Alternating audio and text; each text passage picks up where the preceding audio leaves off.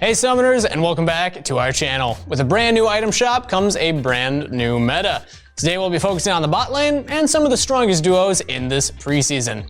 My name is Kangas, and I'll be your duo partner for figuring out how to win lane and win game. Speaking of duo partners, our question of the day is, what's your favorite bot lane to play? As a rule of thumb, the build for these champions can change on a game-by-game basis. If you happen to be a hook magnet for a game or two, there's no shame in buying an early QSS. If you're interested, make sure to check out our Wild Rift YouTube channel for anything and everything you need to know about the up-and-coming mobile game.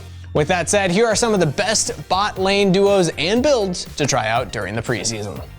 The first duo we'll be talking about is Samira and Leona. If you love fighting and playing aggressively, this is the pair for you. Both of these champions dive right into the enemies and enjoy fast, decisive skirmishes. Leona's consistent CC and ability to blow up squishies pretty much on her own while staying tanky with her W and Aftershock make this bot lane an almost unkillable threat. You want to try and snowball your lane with kills, then rotate around the map and force fights with your jungler and other laners. Try your best to end the game quickly and efficiently by avoiding unnecessary dives, no matter how tempting they might be. Samira's kit synergizes perfectly well with lifesteal, so you should opt into taking Conqueror, Presence of Mind, Legend Bloodline, and Last Stand. You'll also want Taste of Blood and Ravenous Hunter from the Domination tree. High elo players are having success with building the mythic item Immortal Shield Bow, along with the Collector, i.e. Bloodthirster, and a situational 6th item, usually Mortal Reminder. You might be tempted to ignore Bloodthirster due to an excess amount of healing, but the nerfs to Conqueror's heals means that you'll need it. When you see a Leona pop W and Aftershock, you know it's time to run away. That's why the best runes are Aftershock, Font of Life, Bone Plating, and Overgrowth. Pair this with Biscuits and Cosmic Insight to not only provide early game sustain, but lower the cooldown on your Locket active. Speaking of Locket, you want to build it as your mythic item, along with a new Zeke's Convergence and Knight's Vow. If the game goes long enough, you'll be able to invest in the Pink Ward replacement Stirring Ward Stone. When playing this bot lane, try your best not to overlap your CC. Leona's Q stun lasts 1 second, so if you pair that with the 0.5 second root from her E, you have 1.5 seconds of CC. Samira's can sometimes use their passive knockup too early, resulting in wasted CC. At level 6, you can lock down a champion without tenacity for around 3.5 seconds, more than enough time to kill that annoying AD carry. If you want to know more about effective CC chaining and maximizing your abilities, head on over to ProGuides.com and one of our high elo coaches can help you. Our next duo started appearing towards the end of Season 10, Jhin and Janna. Both champions are extremely slippery, and if you let them get ahead, you'll never catch up. Their trade pattern is simple and hard to punish, with Janna slowing the enemy for an easy Jhin route. Outside of lane, these two can get out of almost any situation, with their movement speed reaching the upper 400s at times. Jhin previously ran a fleet footwork-centered rune setup, but with how fast some games are being played and the potential for insane burst, players are using a setup that brings us back to lethality Jhin. You'll want Dark Harvest, Taste of Blood, Eyeball Collection, and Ravenous Hunter, while taking Gathering Storm and Absolute Focus. With the new items, Jhin gets to experience the best of both worlds, regarding crit and lethality. Eclipse is a must-build mythic, along with the Collector, Rapid Fire Cannon, and IE for a comfortable amount of lethality and crit. Janna's run the usual Enchanter runes with one exception, going Airy, Mana Flow Band, Celerity, and Gathering Storm. The Celerity synergizes with Relentless Hunter and Eyeball Collection, making it easy to dodge any skill shot that'll come your way.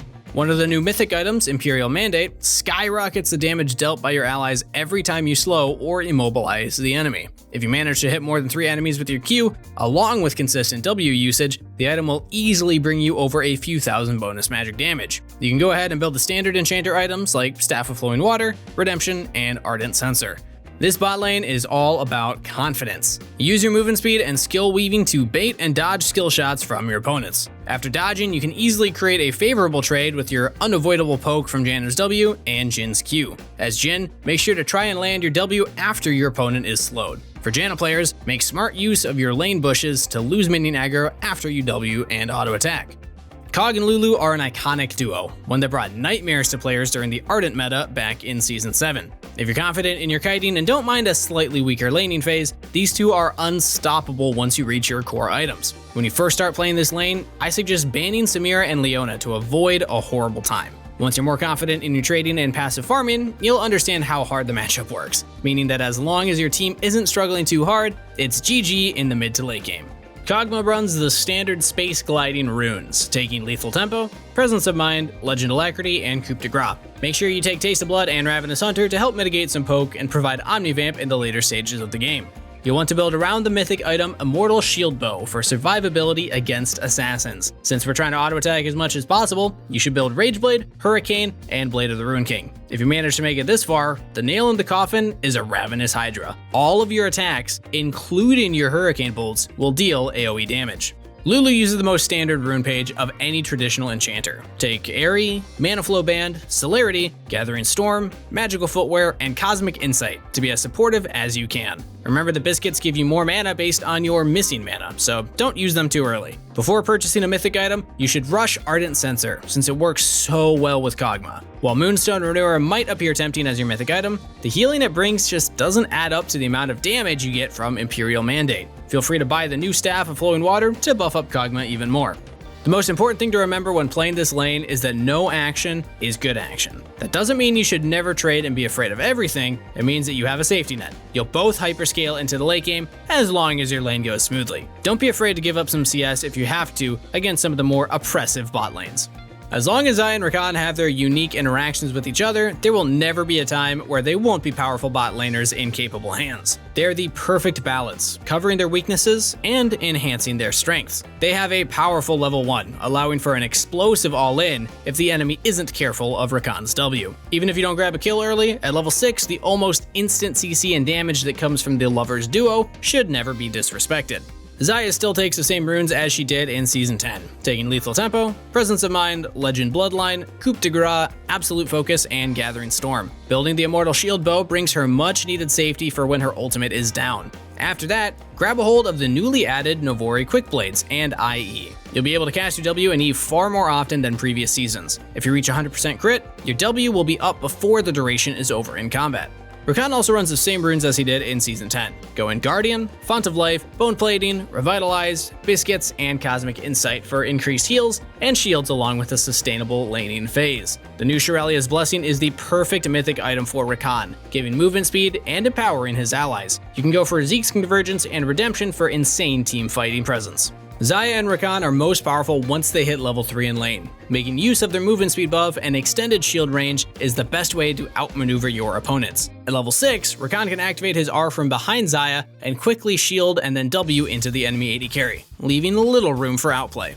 Ashe's popularity and strength toward the end of Season 10 was high, but with the new items, she is in an even better place than before. Pair that with the immense strength of the new Liandry's Anguish and you have the C9 classic Ashe and Zyra. One misstep against these two will lead to instant death. Ashe works with any mage support, but Zyra CC and Disengage pairs so well with Ashe's Frost Shot passive and Engage opportunities. You'll want to run the classic Ashe runes this preseason, taking Lethal Tempo, Presence of Mind, Legend Bloodline, Coup de Grace, Biscuits, and Approach Velocity. For her build, Immortal Shield Bow gives her every stat that she wants. Hurricane and IE are great for amplifying your passive damage, and they also help her team by slowing 3 enemies at once. As Zyra, you'll want to bring aggressive mage support runes. Take Arcane Comet, Mana Flow Band, Transcendence, Scorch, Taste of Blood, and Relentless Hunter. The new Liandry's Anguish mythic item is bringing mage supports into the spotlight, and Zyra is no exception. Once you also pick up Demonic Embrace, your plants will pretty much become a 6th champion to your team. Plus, you'll gain armor and magic resist to help survive bursts. Make sure to let Ashe lead the trades in the laning phase. Her long range and W make for consistent slows, allowing Zyra to look for an easier route. Once rooted, it'll be really difficult for your opponent to run away. Plus, if you're ever in danger, both of your ultimates are excellent disengage tools. The next duo we're looking at is Miss Fortune and Morgana. These two love to shove the wave and harass under turret, clipping away at your opponent's HP until they're forced to recall. At level 6, one binding is all it takes for instant death.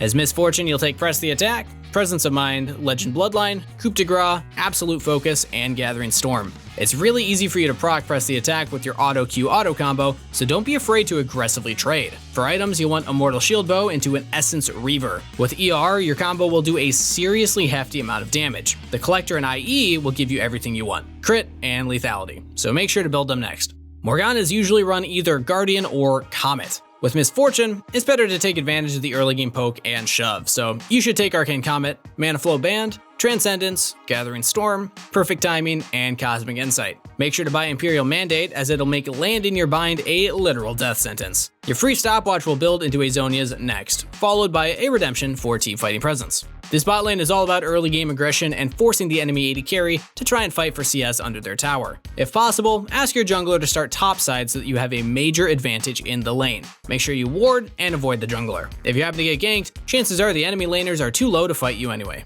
You haven't played enough bot lane if you haven't been destroyed by a Draven and Thresh. They're like Samira and Leona, but much harder to play. If you're willing to invest into these champions, soon enough you'll find yourself winning every lane you play. Draven's always had a problem with runes. He can use pretty much anything, and most high elo Dravens have a different build for every situation. In this fast-paced and aggressive lane, you can opt into running Hail of Blades, Taste of Blood, Eyeball Collection, Ravenous Hunter, Triumph, and Legend Alacrity. For items, Draven loves a mix of early game lethality and crit to round out the scaling. Invest in Eclipse, followed by the Collector for a powerful mid-game. Finish off the build with an IE and a situational item, usually a mortal reminder for all the healing in the game.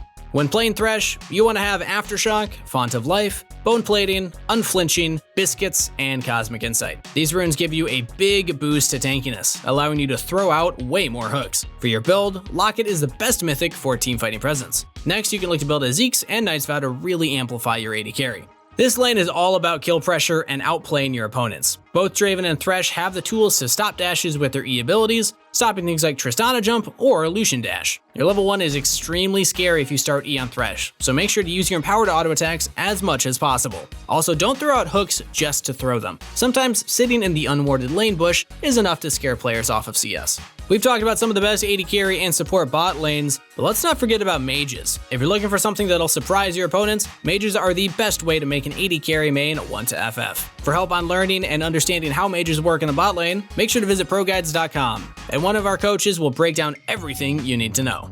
Now let's jump into talking about 3 of the best AP bot lane duos this preseason.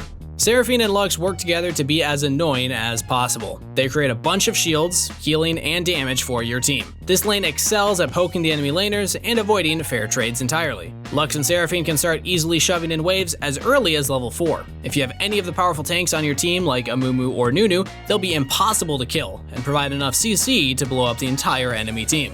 Seraphine and Lux both run an almost identical rune page, taking Arcane Comet, Mana Flow Band, Transcendence, Gathering Storm, Biscuits, and Cosmic Insight. They also share the same mythic item, Luden's Tempest. Seraphine will want to pick up a tier and go into Archangels, while Lux can start working on her Horizon focus. Since they're so hard to kill, both champions can also build a Mejai's if they're doing well. Karthus and Nami work exceptionally well together. Nami's ability to slow down and lock down enemies while providing Karthus with movement speed means you'll be landing Qs and surviving way longer than usual.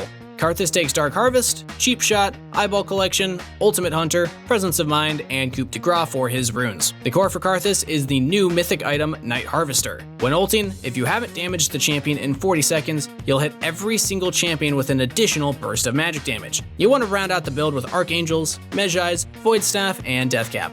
On Nami, you want more trade-oriented runes to help with mana problems early on. Take Airy, Mana Flow Band, Transcendence, Gathering Storm, Biscuits, and Cosmic Insight. The new Imperial Mandate and Staff of Flowing Water are the first 2 items you'll want to finish. They're amazing on Nami, providing massive damage increases to Karthus and the rest of her items. After that, you can grab a Redemption and Situational Mikhails. In lane, don't force trades early on. Nami is way stronger at level 3, so wait until then to commit to fights. Stay focused on farming during the laning phase, and remember that your job is to poke and sustain through lane. Once you hit level 6, you'll have strong engage, and you both can grab some easy kills or assists anywhere on the map with Karthus ult. The last duo we'll be talking about is Swain and Brand. Both of these champions are performing very well thanks to the new Liandry's and Demonic Embrace. If Swain lands his root or Brand lands his stun, the enemy laner will have to burn at least their flash if they want to survive your insane burst. If you're playing Swain, you should grab Electrocute, Cheap Shot, Eyeball Collection, Ultimate Hunter, Presence of Mind, and Legend Tenacity. Some players are enjoying Conqueror on Swain, but the Domination tree just works too well when paired with Brand. Your core items are Liandry's Anguish, Zork Shoes, and Zhonya's. This way, you'll act as a constant moving threat that also doesn't die. Sounds pretty fun, right? You can round out the build with Demonic Embrace for tankiness, and Morello or Deathcap for heal cut or bonus damage. Brand players have similar runes for Season 10, taking Dark Harvest, Cheap Shot, Eyeball Collection, Ravenous Hunter, Mana Flow Band, and Scorch. For your build, you shouldn't be surprised that the core items are Liandry's and Demonic Embrace. Finish off the build with a Rylai's and Void Staff for slows and an absurd amount of magic penetration.